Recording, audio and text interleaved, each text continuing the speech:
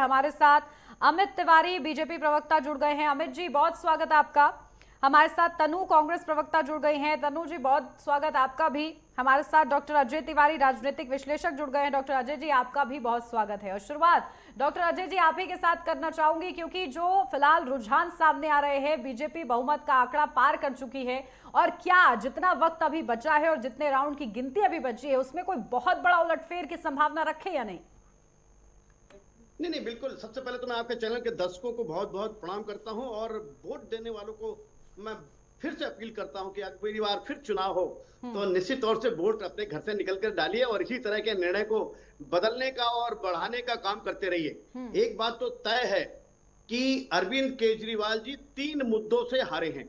ये बिजली पानी का खेल नहीं है। पहला मुद्दा, जो जमुना जल पर उन्होंने बयान दिया कि जहर भेज रहे हैं, ये शायद जनता को चुभ गया।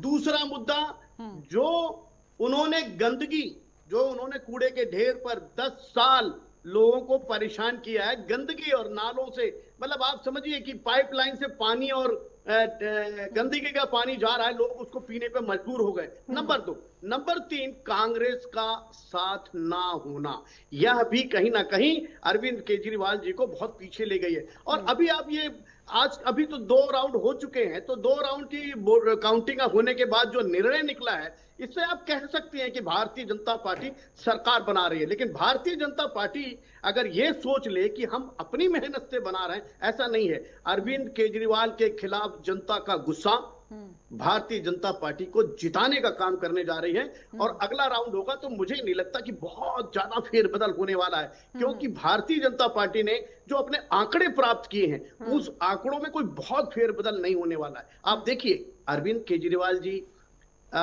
तीसी जी, मनीष सिसोदिया, ये सारे लोग एक समय में इतना पीछे थे कि 2-2 हजार वोटों से पीछे थे। अभी कुछ देर पहले अरविंद केजरीवाल जी थोड़ा वोटों से आगे जरूर हुए, लेकिन दिल्ली में ये कहा जाता है कि दिल्ली की उस सीट पर जो जीतता है सरकार उसकी बनती है। ऐसी स्थिति में हम ये कह सकते हैं कि भारतीय जनता पार्टी की सरकार बन रही है, शायद बनने जा रही है, और अब तो कंफर्म लग रहा है कि भी बहुत ज्यादा फेरबदल दीपिका जी होने वाला नहीं है। बिल्कुल, देखिए अभी किसी भी तरह का कोई कंफर्मेशन हम लोग नहीं कर सकते हैं जब तक पूरी तरीके से जो नतीजे हैं वो हमारे सामने ना हो, और आपने भी अपना विश्लेषण कर दिया है। अमित तिवारी जी, देखिए डॉक्टर अजय तिवारी जी ने जिस तरीके से बताई हैं सब चीजें, एक एक करके वो सारे जो मुद्दे हैं वो बताते हुए गिनाते हुए नजर आए हैं। अब ऐसे में भारतीय जनता पार्टी की बात करें तो आप लोग कहीं ना कहीं बढ़त बनाते हुए नजर आ रहे हैं। एग्जिट पोल जब से सामने आए थे 5 तारीख से, आप लोग कह रहे थे कि जो एग्जिट पोल है वही एग्जिट पोल में बदलते हुए दिखाई देंगे, और अब तो कुछ ऐसी ही तस्वीरें जो है वो निकलकर सामने आ रही हैं। आप क्या कहेंगे? कर रहा हूँ। धन्यवाद मुझे बुलाने के लिए और समय देने के लिए।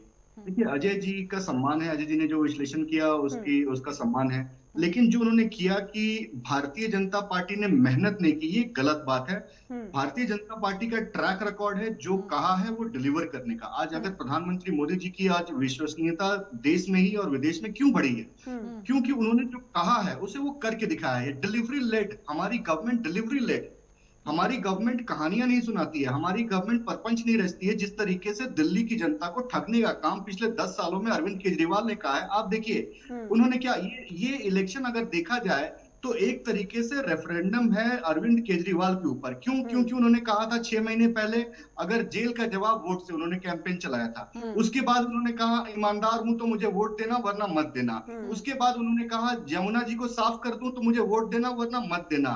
उसके बाद उन्होंने कहा कि अगर मुझे मुख्यमंत्री दोबारा देखना चाहते हो तो वोट देना वरना मत देना। और इन सारी चीजों पे सिलसिलेवार तरीके से 2024 में उनको नकारा, देश की जनता ने नकारा, और अभी जब दिल्ली के इलेक्शन हो रहे हैं विधानसभा के, तब दिल्ली की जनता ने इस पर अपना मुहर लगाकर उन्हें ये बता दिया कि आप ईमानदार नहीं हैं, हम आपको मुख्यमंत्री नहीं देखना चाहते हैं, आप ढोंगी हैं, पाखंडी हैं और सिर्फ ठगने का काम करते हैं। 3 चीजें मैं आपको कहना चाहूंगा मैडम यहाँ पे।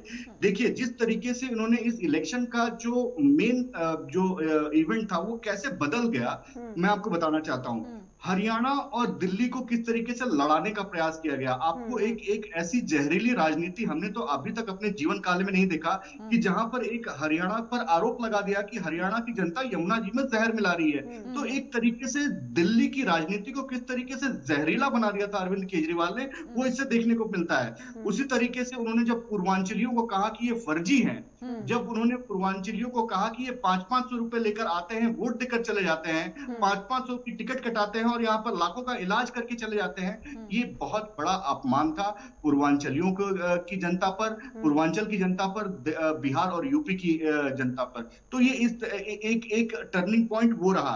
और तीसरा और जो बहुत ही महत्वपूर्ण टर्निंग पॉइंट था वो था महिला का अपमान। अपने घर में स्वाति मालीवाल को बुलाकर उन्होंने किस तरीके से अपने पीए से पिटवाया गया और उसके बाद जो पूरा का पूरा प्रकरण चला। आप कहते हैं आप महिलाओं को 2100 रुपए दे देंगे, लेकिन आपकी कथनी और करनी में एक फर्क है। आप कहते हैं कि महिलाओं को आप 2100 रुपए दे देंगे, क्या आप महिलाओं को 2100 से खरीदना चाहते हैं? और वहीं आप दूसरी तरफ स्वाति मालीवाल के ऊपर आप उनके साथ मारपीट करते हैं, और वो भी कहाँ होता है? अपने घर में, मुख्यमंत्री के आवास पर। तो ये तीन चीजें मेरे ख्याल से बहुत ही मुखर तरीके से दिल्ली की जनता के सामने आई। और अरविंद केजरीवाल, आतिशी मार्लेना, मनीष सिसोदिया, अमातुल्ला खान, सौरभ भारद्वाज, ये सब भ्रष्टाचार के चेहरे हैं। ये अभी पीछे चल रहे हैं, कुछ समय आगे आएंगे, लेकिन ये अंतोगत्वा ये हारेंगे। ये सब लोग हार रहे हैं। क्यों? क्योंकि ये भ्रष्टाचार के चेहरे हैं। इन्हें दिल्ली की जनता ने नकार दिया है। ठीक है, दिल्ली की जनता ने किससे पूर्णता नकार दिया, ये नतीजों में देखना बेहद ही ज्यादा महत्वपूर्ण रहेगा। सूरज उपाध्याय, आम आदमी पार्टी के प्रवक्ता, भी हमारे बीच में मौजूद है। सूरज जी, क्या आपको आवाज आ रही है? चलिए, शायद सूरज जी तक अभी आवाज नहीं पहुंच रही है। तनु जी, आपके पास आऊंगी, क्योंकि कांग्रेस पार्टी का साथ छोड़ा कहीं ना कहीं इंडिया ब्लॉक के नेताओं ने, उसके बाद अब आम जनता भी साथ छोड़ती हुई नजर आ रही है, क्योंकि शून्य पे आप लोग टिके हुए हैं। क्या तस्वीर अपने लिए समझ रहे हैं? देखिए, मुझे याद है कि दिल्ली में जब चुनाव होते हैं तो जनता शायद मुद्दों पर वोट करती है, क्योंकि दिल्ली की जनता पढ़ी लिखी है। तो मुझे लगता है अरविंद केजरीवाल जी को इस बार जनता ने नकार दिया, इसलिए दिल्ली के अंदर, क्योंकि उन्होंने पूरा दिल्ली के अंदर भ्रष्टाचार फैला रखा था, शराब घोटाले किए थे, इनके नेताओं ने एकदम भ्रष्टाचार दिल्ली के अंदर फैला रखा था, इसलिए जनता ने उन्हें नकारा है। मुझे लगता है कि कुछ घंटों में पता चल जाएगा कि किसकी सरकार बनने जा रही है, लेकिन केजरीवाल जी की विदाई हो रही है, ये तो तय है। और कांग्रेस की जो सीटें हैं, मुझे लगता है कांग्रेस को इस पर चिंता करने की जरूरत है, मंथन करने की जरूरत है, पार्टी को और मेहनत करने की जरूरत है दिल्ली में सीट लाने के लिए।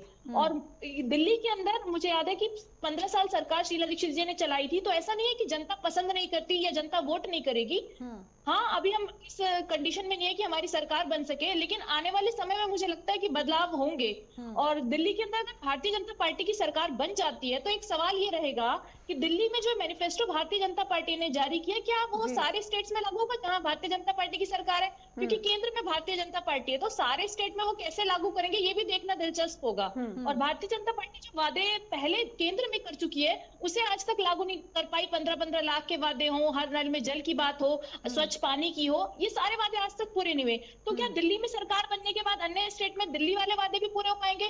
तो ये दिलचस्प होगा देखना कि जनता ने अगर इनको चुना है, जनता जनार्दन का फैसला सराखों पर होता है, अगर चुना है तो क्या वाकई भारतीय जनता पार्टी उनकी उम्मीदों पर खड़ी उतरेगी या अगली बार फिर बदलाव होगा?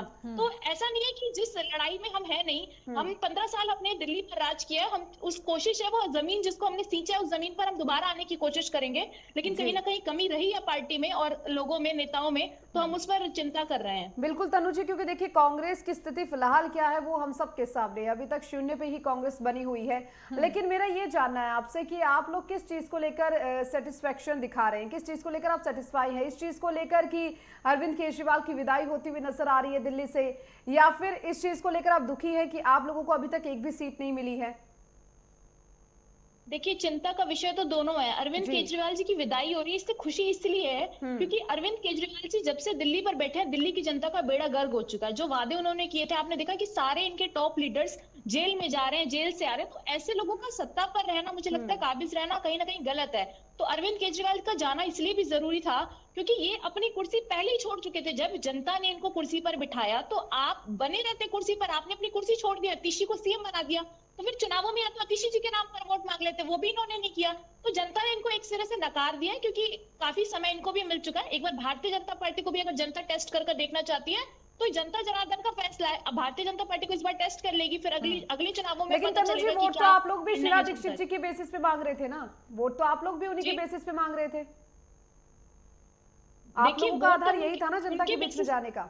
जी, जी, आपकी वॉइस क्लियर नहीं है, एक बार रिपीट करिए जरा मैं क्वेश्चन। ये कह रही हूँ कि वोट तो आप लोग भी शीला दीक्षित जी के जो काम किए गए थे उनके बेसिस पे मांग रहे थे, वही आधार था आप लोगों का, वही काम आप गिनवा रहे थे जनता के बीच में जाकर।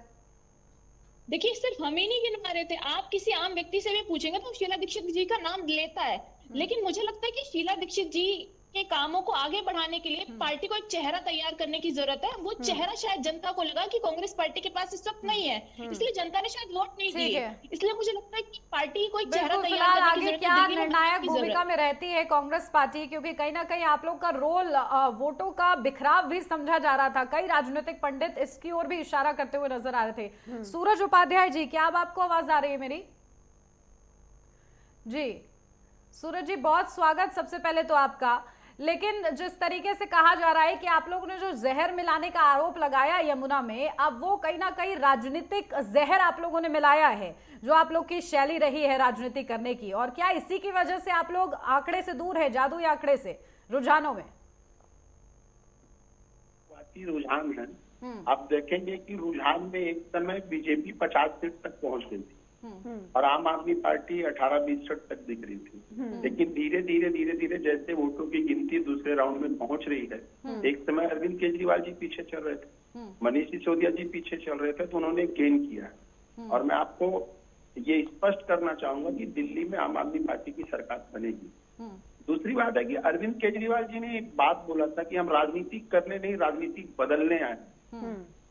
जिन बातों को लेके देश के प्रधानमंत्री आम जनता का और देश के गरीबों का और दिल्ली की जनता का मजाक उड़ाते थे, फ्रीबीज, बड़ी शर्म की बात है भाजपा के लिए, तो उनको अपने घोषणा पत्र में, अपने वादों में ये बोलना पड़ा कि दिल्ली में चल रही योजनाओं को कंटिन्यू किया जाएगा।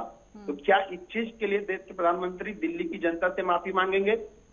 हमारे लिए सबसे बड़ी खुशी की बात यह है कि देश के अग्रणी राजनीतिक दल आम आदमी पार्टी को कॉपी करने का काम करते हैं, और यही राजनीति करने अरविंद केजरीवाल आए थे कि हम राजनीति करने नहीं, राजनीति बदलने आए हैं। और एक 10 अपनी साल जीत 12 आप साल लोगों ने पुरानी इसी में पार्टी समझ ली है कि आप लोग को आपको कॉपी अपने किया गया है पीछे क्या? खेल- जी सूरज जी, आप लोगों ने अपनी जीत इसी में समझ ली है कि आप लोग को थोड़ा कॉपी नहीं, किया गया है? मैं आपको ये बोलना चाह रहा हूँ, जीत इसमें नहीं, जीत तो हम 36 का आंकड़ा पार करके बनाएंगे और चलिए, ठीक सरकार है, यही बनाएंगे। क्लियर करना चाह रहे वाद- थे। बात इस चीज का है कि जिन हमारे कार्यों को मोदी जी या दूसरी पार्टियां मजाक उड़ाती थी, आज उसी को वो कॉपी कर रहे हैं। एक 12 साल पुरानी पार्टी को आपको कॉपी करना पड़ रहा है। एक आजादी के पहले की पार्टी, एक आजादी की बाद की पार्टी, देश की सबसे पुरानी पार्टी, विश्व की सबसे बड़ी पार्टी अगर अरविंद केजरीवाल को कॉपी ठीक कर है। रही है, तो ये आम आदमी की जीत है, आम आदमी पार्टी की जीत है। मैं ये बोलना चाह रहा हूँ। ठीक है। आप समझिए, फ्रीबीज आज आप क्यों बोल रहे हैं कि वही योजनाएं लागू की जाएंगी? आपके पास अपना कुछ नहीं, क्योंकि आपने 15 लाख तो ठीक है। जनता का दिया नहीं, ठीक है। हर साल 2 करोड़ नौकरी तो दिया नहीं, ठीक है और सूरज बोलते जी, हैं क्योंकि देश को देखिए विश्व गुरु बनाऊंगा। हाल फिलहाल में तो जो रुझान सामने आ रहे हैं उनकी अगर बात करें तो लगातार देखिए हम दर्शकों को बता रहे हैं ग्राफिक्स के जरिए कि भारतीय जनता पार्टी 42 सीटों पर बढ़त बनाए हुए हैं और कांग्रेस अभी तक 0 पर है। आम आदमी पार्टी की बात करें तो 28 सीटों पर आम आदमी पार्टी है। अजय जी, आपके पास में आती हूँ, क्योंकि देखिए ये जो पूरा मुकाबला दिल्ली चुनाव में हमें देखने को मिला है, दिल्ली विधानसभा चुनाव में ये जो पूरा मुकाबला हुआ है, क्या वाकई में ये त्रिकोणीय मुकाबला देखा गया था, या फिर सिर्फ भारतीय जनता पार्टी और आम आदमी पार्टी के बीच में ये मुकाबला था? क्योंकि देखिए भारतीय जनता पार्टी ने अपनी ओर से पूरी कोशिश की है कि 27 साल बाद वो कहीं ना कहीं दिल्ली की कमान संभाले, और आम आदमी पार्टी यही बार बार में प्रयास कर रही थी कि वो एक बार फिर से सत्ता में आए, और कांग्रेस भी लगातार जोर आजमाइश करती हुई नजर आ रही थी। लेकिन ये जो मुकाबला है वो क्या सच में त्रिकोणीय था? नहीं दीपिका जी, ये त्रिकोणीय मुकाबला नहीं था। ये बिल्कुल अमित जी की बात से थोड़ा सा मैं सहमत हूं, लेकिन अमित जी को बताना चाहता हूं कि भारतीय जनता पार्टी 27 साल बाद आ रही है। आपकी मेहनत 27 साल क्यों कमजोर पड़ी? आज जो है अरविंद केजरीवाल से गुस्सा, जो जनता गुस्सा थी, नंबर 1 जो अमित जी ने कहा कि जमुना का जल, गंदगी, मैंने आपको पहले बताया कि जो अरविंद केजरीवाल से गुस्सा थे वो जाते कहां? और पूर्वांचलियों का जो गाली देना, आप देखिए सातों के सातों सीट पूर्वांचल की भारतीय जनता पार्टी जीत रही है। इसके अलावा जो प्रवासी 45 विधानसभा जो प्रवासियों की है, वो 45 में से टोटल 29 सीट जो है वो भारतीय जनता पार्टी जीत रही है। तो अरविंद केजरीवाल जी को आज जो है वो धरातल इसलिए कमजोर नजर आ रहा है और आएगा भी। अगर अरविंद केजरीवाल जी दिल्ली में सरकार नहीं बना पाए, वैसे तो लग रहा है कि नहीं बना पाएंगे, विदाई तय हो रही है, लेकिन अगर ये नहीं बना पाए तो ये अब तय मानिए कि पंजाब भी इनके हाथ से जाएगा, क्योंकि धीरे धीरे अरविंद केजरीवाल का जो रुख है, जेल जाना, शराब के घोटाले में जाना, जनता के खिलाफ बोल देना कि जहर भेज रही है, ये सारी जो कमियां हैं निश्चित तौर से अरविंद केजरीवाल जी को, अभी उपाध्याय जी कह रहे थे कि हम 36 सीट आने वाली है, मेरी सरकार बनेगी। उपाध्याय जी, जनता के मैंडेट को समझने की कोशिश करिए। हम मानते हैं कि अरविंद केजरीवाल जी पीछे थे, अब आगे हो गए हैं, लेकिन जनता का मैंडेट जो रुझान बता रहा है, वो रुझान कह रहा है कि अब आपकी गद्दी जा रही है और उस गद्दी में आप अब ये संभालिए कि भविष्य में आप पंजाब हारने वाले हैं या नहीं, या गुजरात में जो आपने किया था उस गुजरात का क्या होगा। अरविंद केजरीवाल की राजनीति का जो खतरा मंडराया वह हरियाणा राज्य से ही हुआ। हरियाणा राज्य में एक तरफ चुनाव जब हो रहा था, लोकसभा विधानसभा, आपने देखा कि लोकसभा में तो 7 हो गए, लेकिन विधानसभा में एकदम द्वंद्व युद्ध हुआ। लेकिन डॉक्टर और वो अजय जी, द्वंद्व युद्ध राहुल गांधी और अरविंद केजरीवाल में जो हुआ, और इन दोनों द्वंद्व युद्ध में जो भारतीय जनता पार्टी को फायदा मिला, सेम फायदा डॉक्टर अजय जी, एक बात आपने अभी फिलहाल में कही कि दिल्ली चुनाव के जो भी नतीजे होंगे पंजाब पर भी उसका असर कहीं ना कहीं देखने को मिलेगा। क्या लगता है किस तरीके से असर होगा जी? किस तरीके से असर देखते हैं आप? दिल्ली चुनाव के जो भी नतीजे सामने आएंगे पंजाब पर किस तरीके से उसका असर होगा? जी, मैं बताता हूं कैसे आएगा। दिल्ली में प्रवासी बाहुल्य, मैं बार बार प्रवासी इसलिए शब्दों का इस्तेमाल करता हूं कि अभी जो विदेश में रहते हैं उनको अप्रवासी कहा जाता है, उसका इमिग्रेशन का ठप्पा लगता है, और यहाँ जो एक राज्य से दूसरे राज्य में रहते हैं वो प्रवासी होते हैं, चाहे वो उत्तराखंड के हो, केरला के हो, गुजरात के हो, बंगाल के हो, या उत्तर प्रदेश बिहार के हो। ठीक उसी तरह से पंजाब में भी उसकी संख्या बहुत बढ़ गई है। आपने देखा होगा कांग्रेस के एक लीडर ने लोगों को कहा कि इन प्रवासियों को यहाँ से बाहर निकाल देना चाहिए। ये जो सब 40 से 50 की सीट बीजेपी की आनी चाहिए, जो हालात दिल्ली के डेमोग्राफी से, दिल्ली के उससे लग रहा था, लेकिन उसके बावजूद भी आम आदमी पार्टी को वोट पड़ी है। वो इसीलिए मैं समझूंगा कि कहीं ना कहीं कांग्रेस के लोगों ने अभी भी कहीं ना कहीं मोदी के प्रति नफरत है उन लोगों में, और मोदी जी के प्रति, कि कांग्रेस के लोगों ने उसको नकारना चाहिए था, तो केजरीवाल को नकारा नहीं कांग्रेस के लोगों ने, मुझे लगता है। जीत तो आपकी नजर आ रही है बिधूड़ी साहब सामने वाली मार्जिन से, आप संतुष्ट नहीं? क्या हम जीत दिल्ली के अगले मुख्यमंत्री से बात कर रहे हैं? जीत हम लोगों की सेवा करने के लिए काम करते हैं। अभी भी वोट मांगा था, 3 बार मैं एमएलए रहा हूँ, 2 बार मुझे सांसद मेरी पार्टी ने बनाया है, तो मुझे कोई मिनिस्टर और मुख्यमंत्री की भूख नहीं। हम सेवा करने के लिए राजनीति में हैं। मेरे घर के पीछे आर्य समाज मंदिर है, जाकर देखिए, स्कूल है, हॉस्पिटल है, ये सब मेरे परिवार की दान दी हुई जमीन में बने हुए हैं 40-50। हम सामाजिक पृष्ठभूमि से, जीवन से निकल कर आए हैं, सेवा भाव से काम करना चाहते हैं, स्वाभिमान की जिंदगी जीने वाले लोग हैं। तो इसीलिए जीत होना है, दिल्ली के लिए होना जरूरी है। जीत पार्टी जो तय करेगी उसको मानेंगे। दिल्ली की जीत होनी चाहिए। दिल्ली के लोगों को आपदा से मुक्ति मिलनी चाहिए। पॉल्यूशन को लेकर दिल्ली बदनाम, दुनिया में भारत का नाम स्वर्ण अक्षरों में लिया जाता है अब, और दिल्ली वहां देश की राजधानी, उसकी वजह से शर्मिंदगी भारत को उठानी पड़े, तो मोदी जी बड़े व्यथित रहते हैं इस बात को लेकर कि दिल्ली भी विकास की राह पर चला। आयुष्मान भारत कार्ड गरीबों को 5 लाख रुपए का अगर गरीबों को कार्ड मिल जाए बीमारी के कारण, वो दिल्ली के लोगों को नहीं मिल पा रहा है।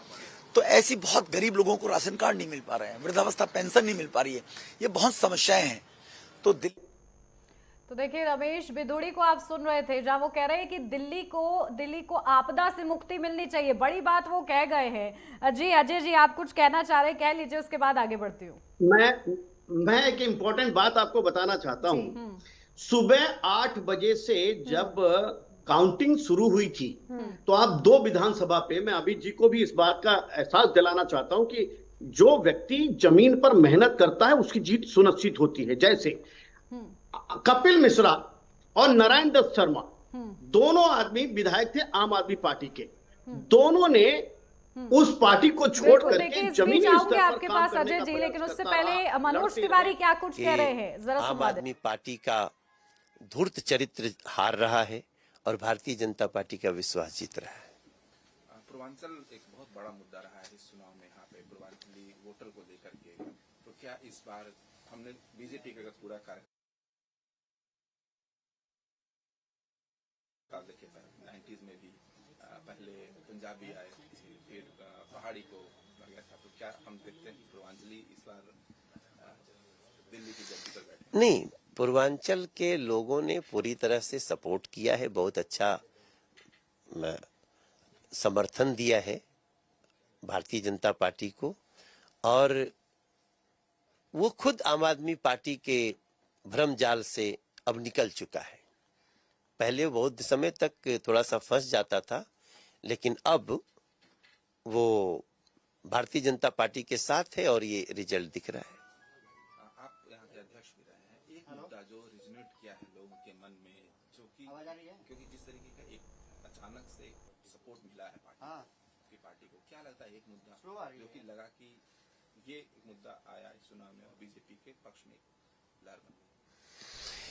देखिए, सबसे जो महत्वपूर्ण बात है कि आम आदमी पार्टी ने दिल्ली को नारकीय स्थिति में पहुंचा दिया।